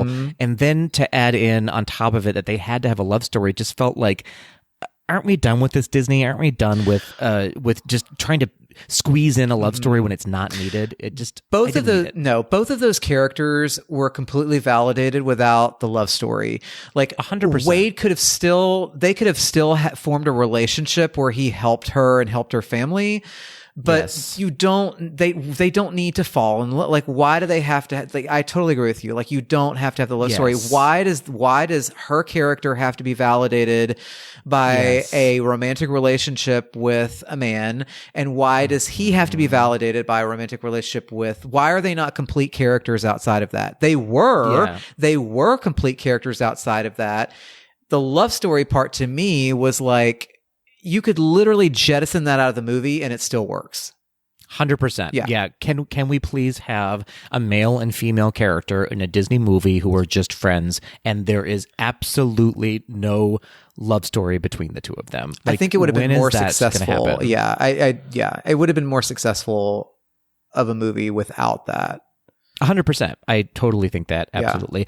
Yeah. So here's, for me, and I think that you'll agree with me, what was very successful, other than the music in and of itself, was the design of this film. And that's why I wanted to call out specifically the two directors of photography, David Juan Bianchi and Jean-Claude Kalash. Incredible animation happening in this movie. Groundbreaking things that we have not yet seen from Pixar, or I would say from any animation studio before. It was absolutely stunning, this movie. Completely agree with you. I kept just kind of marveling at specifically how they animated the Lumen family. Oh gosh, it was incredible. I don't even know what you call the style. It was this sort of almost like...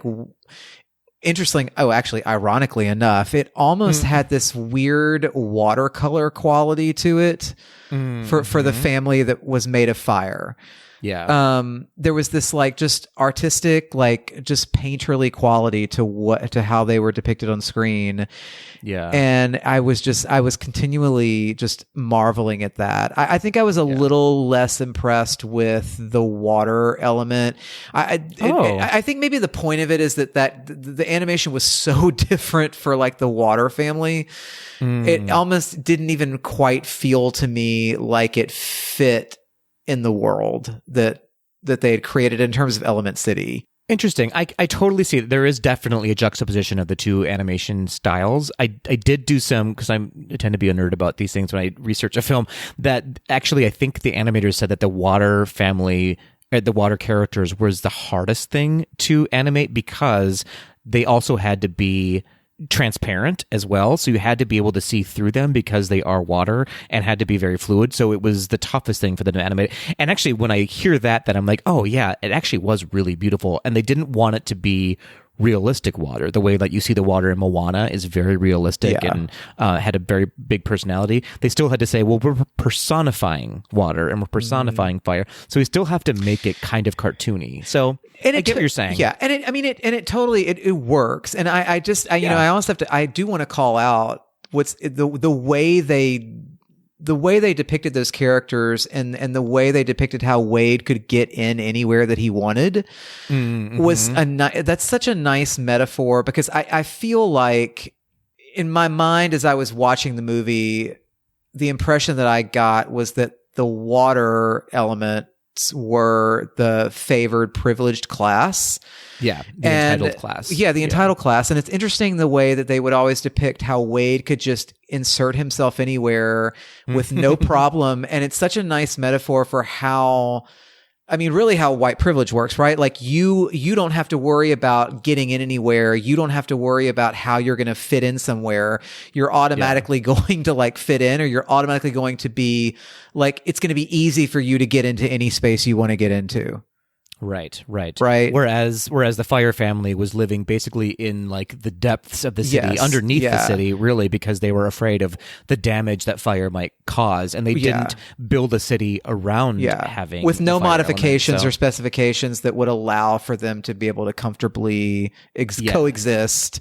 Equity versus equality. Exactly. Yeah, very much that. But I thought that was just such a nice metaphor for how that particular element was treated compared to others, Fair. Yeah, fair enough. So fun fact about the animation, Pixar actually did have to upgrade what they have available and buy more computers to make this movie. So there are actually over 151,000 cores in use for this film in 3 large rooms on the Pixar campus. So for perspective, so a core basically is how they're doing the animation. Like it's compressing everything and doing the heavy lifting of animating a movie like this.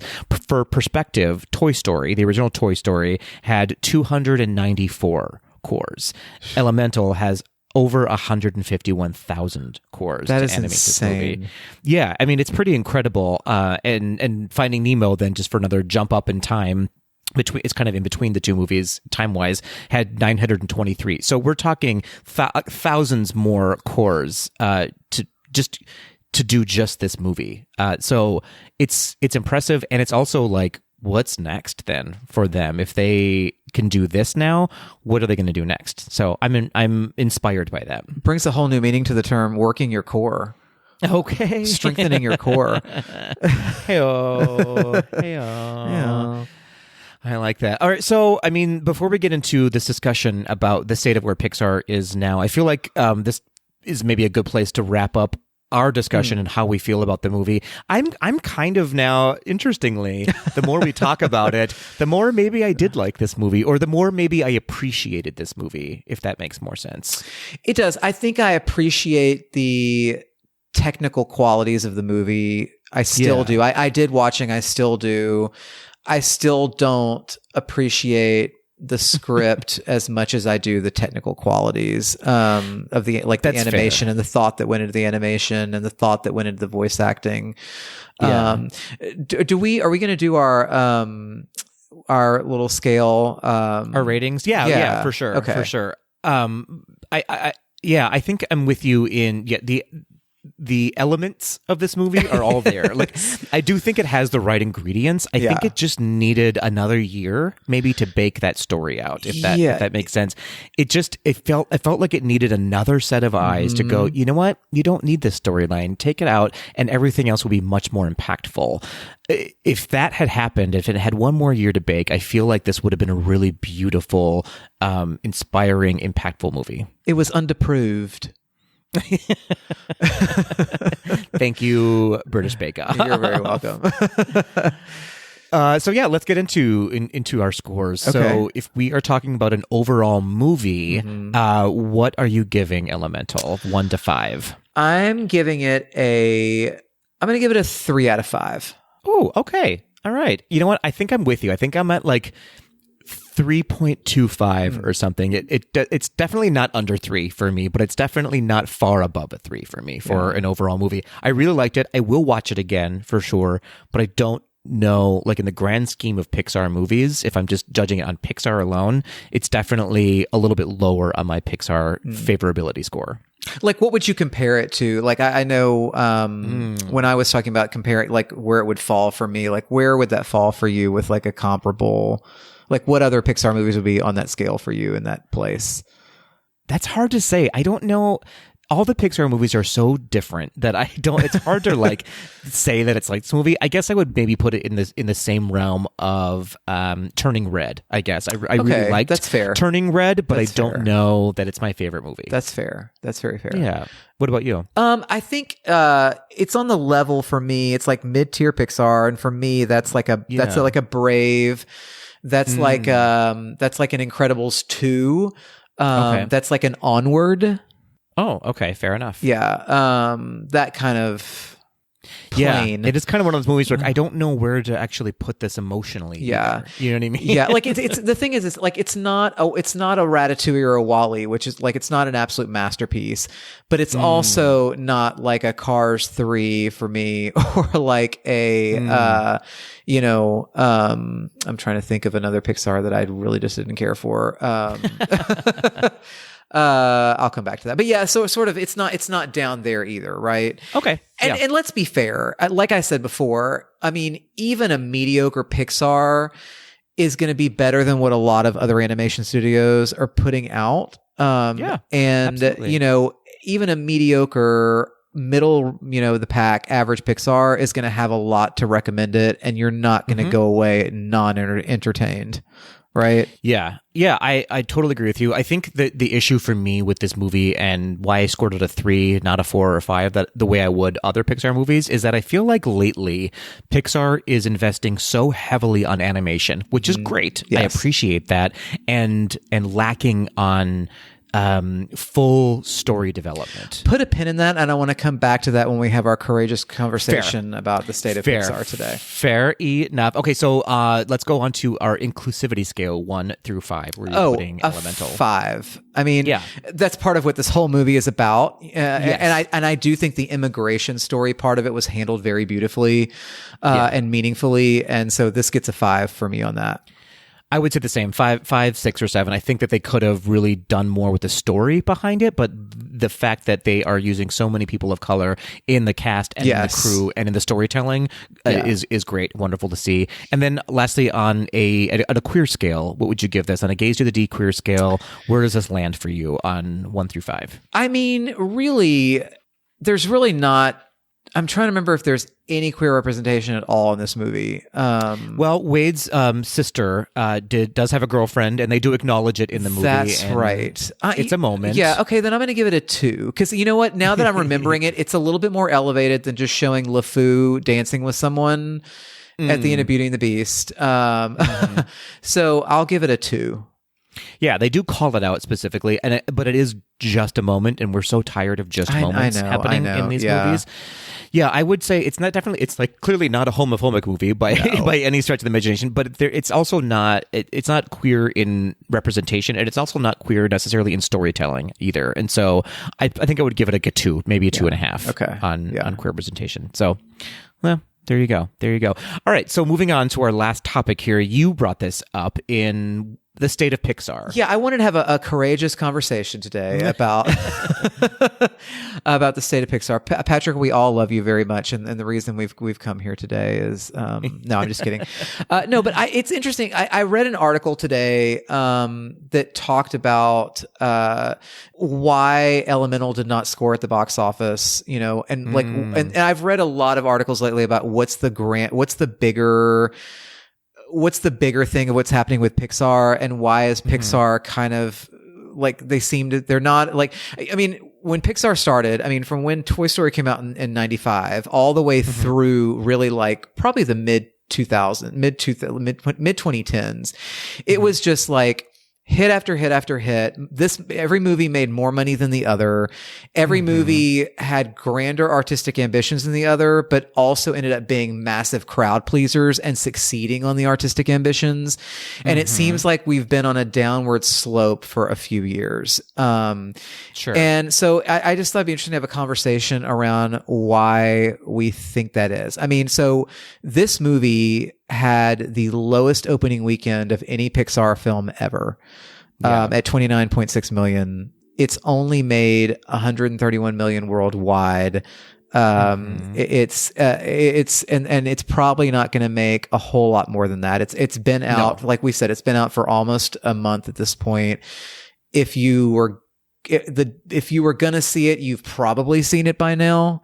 And so what's causing people to not go see? Because last year too. So the last Pixar film was Lightyear. That was the first Pixar film to be back in the theaters and not be on Disney Plus. I mean, Lightyear pretty much bombed. It made 226 million worldwide. That was down from the last Pixar movie. I'm not going to count Onward as being released in theater, because Onward was released literally a week before the pandemic. So I don't think you can, Onward is like a special case that you can't really include when you're trying to compare, right? Right. So taking Onward out of the equation, the last Pixar movie that was in a movie theater was Toy Story 4, which was same universe as Lightyear, made more than $1 billion worldwide. I mean, that's a very, very steep drop off. And this article that I read mentioned a few things that might be causing this sort of like almost like crisis of identity for Pixar. One was, and I think this is probably a big part of it, of when they made the decision to start funneling all the Pixar movies onto Disney Plus. I think the first time they did that with Soul, it made sense because we were deep in the throes of the pandemic. There was no other choice. There was no other choice. There was no other choice. And I thought it was a genuinely great gesture on Disney's part to make Soul available on Disney Plus, not as like a premiere pass thing where you paid like Mulan, where you paid the extra money to get it, but it was literally just, we're dropping this for everybody. Happy holidays. We're going to drop this on Disney Plus. Right. I think that was super successful. I don't think it would have been right to hold Soul until they thought it might be okay to open the movie theaters back up again. I'm glad they did that. I think that's the only one where it really made sense, because I think you could have put Luca in the movie theater in the summer of 2021. I think Luca deserved a theatrical release. I think that movie got so buried on Disney Plus. I think it needed a big screen and it needed that kind of attention, because I think a lot of people have, I know you love Luca. I love Luca. There's a lot of people we know that do, but I think it does not have that sort of big awareness factor, in mainstream. I don't think, Turning Red could have definitely been put in the movie theater. I think that movie suffered from not going. So I think they started channeling all these. And this article that I read interviewed some sources at Pixar that were obviously remained nameless because they didn't want to give their identity away. But, one of these insiders was told, like, back when this first started, like, oh, we're all about streaming now. And I think there was this idea that Pixar was going to be the streaming animation brand for the Disney company. And I think a lot of, and this article mentions that I think it led to a lot of morale issues within Pixar, because it's like, oh, you're working so hard on this stuff. And like, take Elemental, for example. They've been working on this since 2015, right? And it's like, when you're working so hard on something and it doesn't get the spotlight that it needs and deserves, and that all these other movies are getting, it's obviously going to affect, morale. And one of the insiders also mentioned that and Pete Docter, who came in to become the head of Pixar when John Lasseter was shown the door, who is an incredible film director, right? Incredible creative person. There's been some talk that maybe he doesn't have the right or the strongest leadership skills, and is a little bit softer. And so you have some of this product coming out that's maybe not fully baked, like you were talking about earlier, as fully baked as it should be. Right. So I don't know. It's just interesting. There's a lot of different elements, for lack of a better word, that could be contributing to this. But it seems like Pixar's been in a little bit of a crisis of identity for the last really 3 years. And I think you could even go back before that, when they got into sequels, right? Because Pixar for a long time, they were like, we do not do sequels. We want to do original stories. We want to keep bringing original stories to people. And then they kind of agreed, okay, we'll do the Toy Story sequels. And then it's like, we'll do the Finding Dory. And then we're going to do Incredibles 2. And then we're going to, and then we're going to keep going back to the Toy Story train over and over again. So it feels like they've been in a little bit of a creative rut, and now it's playing out where the movies just aren't as successful in the commercial space as they used to be. Yeah. What do you think about all that? That's a lot to unpack. Sorry, now that I've been talking, now that I've been lecturing for 15 minutes on the state of Pixar, I'm so sorry. This has been a TED Talk. I just love talking. JT. I love talking about this kind of stuff. It's true, which is great. It's a great insight. I think all of that, absolutely all of that factors in, but I don't know that, I'm not an expert. I don't work at Pixar, but I don't know that we can't also just say the movie industry in and of itself has been suffering lately, because theaters have not been doing as well overall. People are still not, they got used to the idea of not going to movie theaters.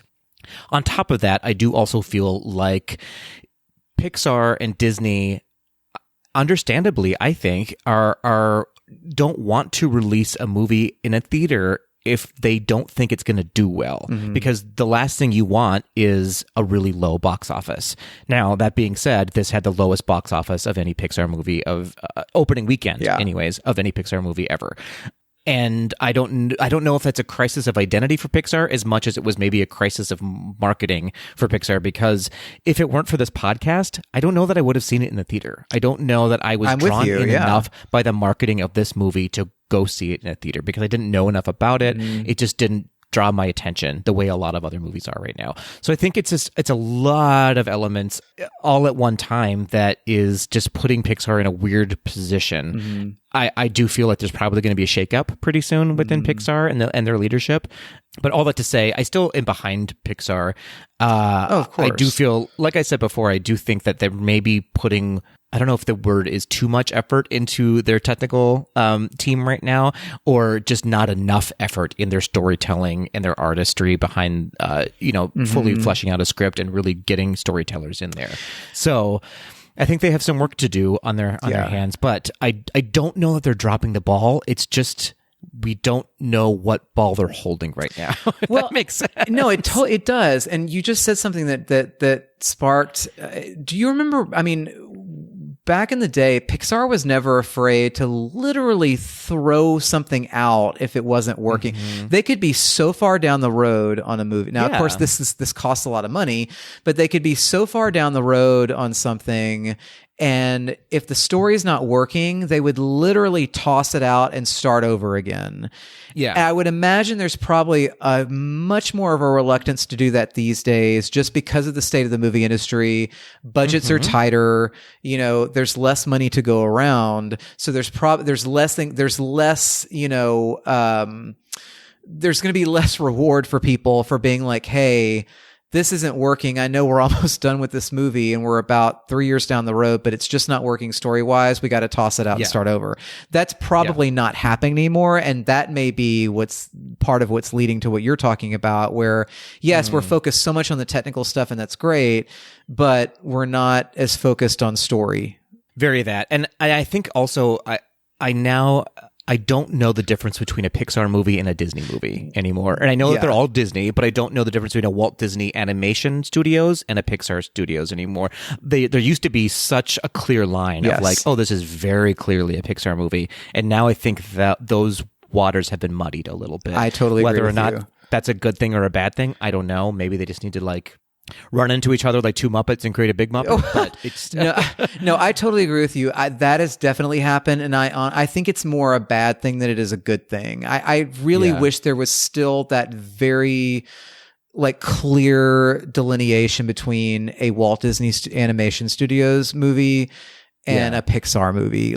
I agree with you. I look at something like Onward, which of course was 3 years ago, but that could have easily been a Walt Disney Animation Studios movie, right? Yeah, it almost doesn't make sense anymore why they are making such a big difference between the two. It's just why not just be Disney then? And this is just a Disney movie with Pixar animators. Frankly, I do see the difference sometimes animation-wise every once in a while, but story-wise sometimes I'm like, this wasn't different than a Disney movie. Yeah, Turning Red could have, that screamed Disney Animation Studios to me for whatever reason. Yeah. And even The Wish, which is coming out from Disney Animation Studios in November, there are parts of that, when I watched that trailer, there were parts of that just because of the humor and it was so high concept. I was like, this is a little Pixar-y for me. You know what I mean? That. Yeah. Yeah. I do, 100%. Yeah. So lots to unpack. I'm interested to see what happens in Pixar in the future. I know that the new movie Elio is going to be is that this year still that's going to happen? Elio? I think it may be 2024. Let's live Google again. Well, that's regardless. That's the next movie that's coming out for Pixar, and I'm actually very excited about that movie. I am too. March 1st, 2024. 2024. Okay, so not too long from now, but so that's a new movie that's coming out. Very excited to see that, and very excited to see Wish as well. Whether or not you feel like it's a Pixar or a Disney movie, I know I'm very excited about Wish either way. Yeah, very very much so. Well, all that being said, Tweedles, this has been a 4-hour conversation about a movie that we are 3 out of 5 stars for. So, Can I say one more thing? lots to unpack. Of course you can. And by 1, do you mean 10? No, I mean one thing. I just want to say, we were talking about Elio. One of the reasons I think we all have to be so excited about Elio is that it is the same screenwriter and director as Coco. And I think we can all agree that Coco is like premier elite Pixar. Yeah, very much so. That is very, very, very promising. Yeah. Very exciting. I feel like we've talked more not about this movie Elemental than we have about the movie Elemental. But you know what? That's fine. That's okay. That's okay. But we do want to hear what you Tweedles have to say about Elemental, the newest Pixar animated studios film. Please let us know your thoughts, opinions, questions maybe you have about where we're coming from on this movie, because we had some strong opinions. You can send us all of that to any of the social media platforms at GDTD Podcast, or you can leave us a voice memo or an email at info@gazetothed.com. Because reading is what, Tweedles? Elemental. Elemental. Oh, that was rough. That was rough, bad. JT. That was bad. Let's go to Quick D immediately.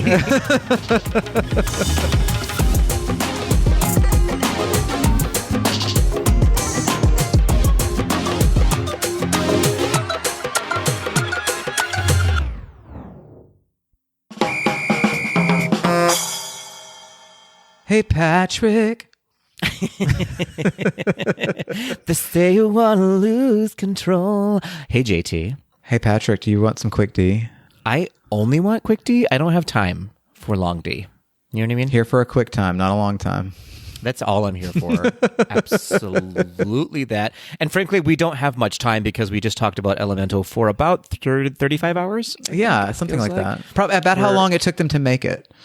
Oh, snap. No, that took 7 years. It's been 7 years. Well, once again, we have crowdsourced our work for us. And so everyone sent us, not everyone, 4 people. We always crowdsource our D.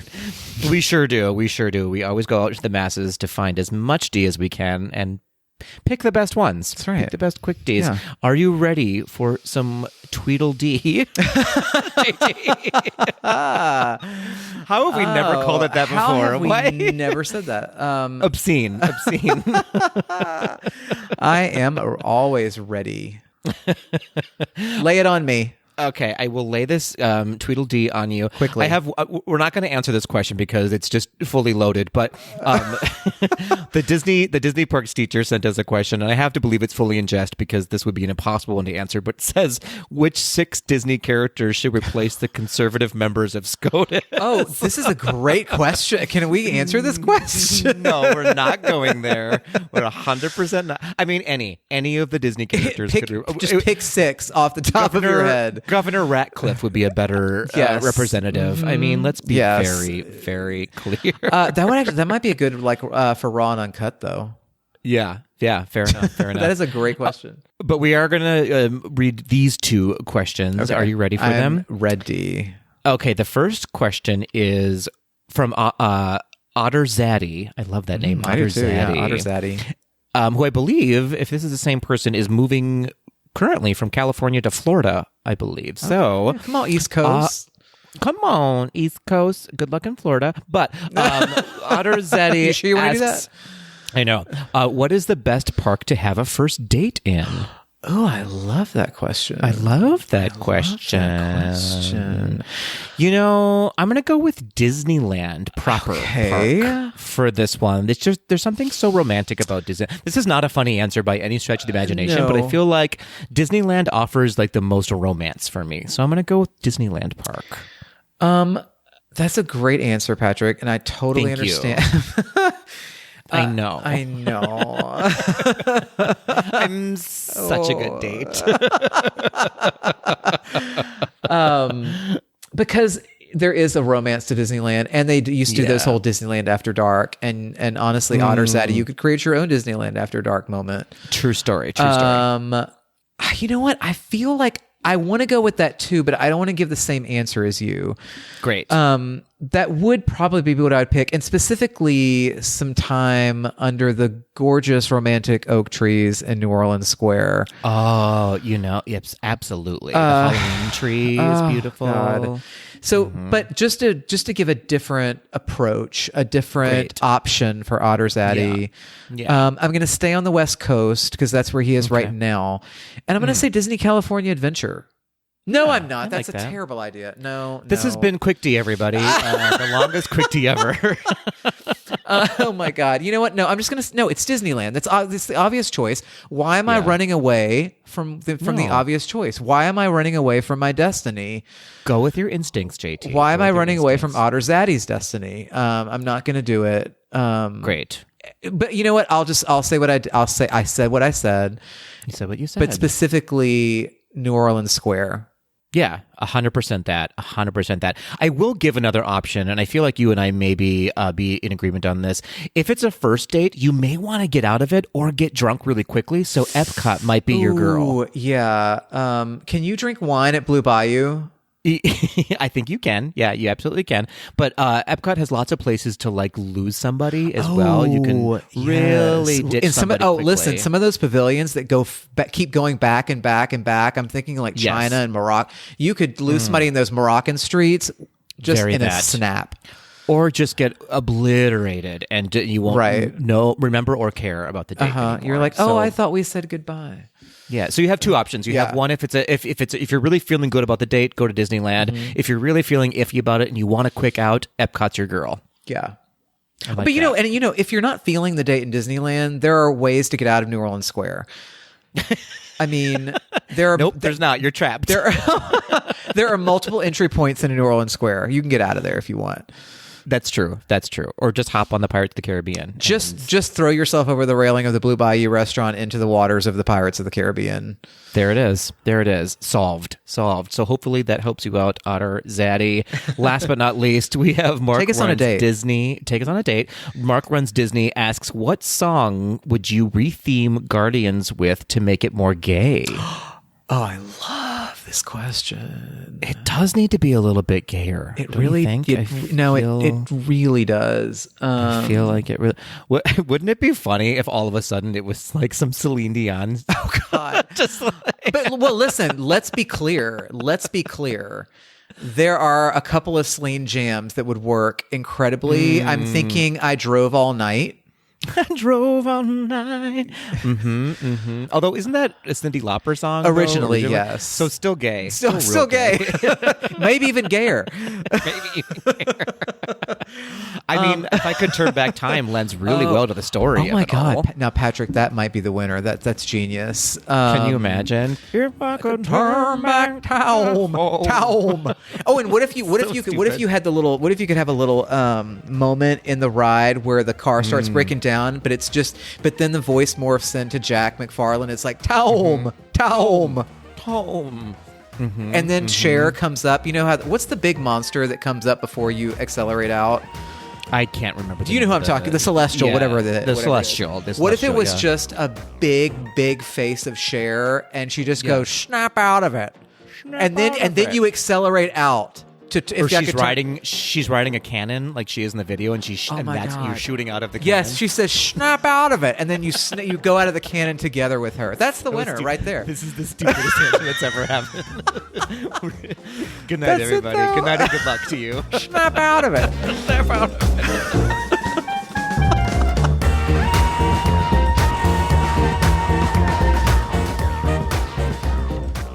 That will do it for this episode of Gays Do the D. Thanks for listening. To become a patron of the podcast, visit our website at gaysdothed.com/donate. For a donation of any amount, you can receive exclusive Gays Do the D content and help us continue to bring you the very best Disney news and discussion. Continue the conversation after this episode on Facebook, Instagram, and Twitter at GDTD Podcast. Submit your questions or show ideas to info@gaysdothed.com. Have a great week, everybody. See ya real soon.